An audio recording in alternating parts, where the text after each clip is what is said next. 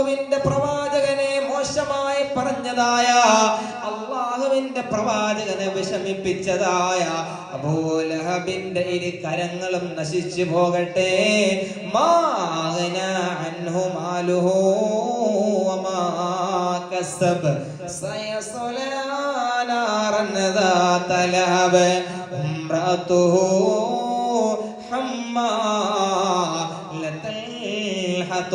ഒരു മാസം കൂടെ കഴിഞ്ഞാൽ പരിശുദ്ധമായ റബീഉൽ അവ്വലാണ്.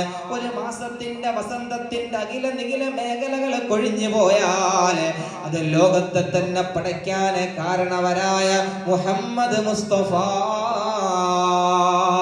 സല്ലല്ലാഹു അലൈഹി വസല്ലമ തങ്ങൾ ഭൂജാതനായ മാസമാണ്. അവിടുന്ന് വിട പറഞ്ഞ മാസമാണ്. എല്ലാം കൊണ്ടും അനുഗ്രഹങ്ങളായ മാസം കടന്നു വരുമ്പോ എന്റെ പെങ്ങളെ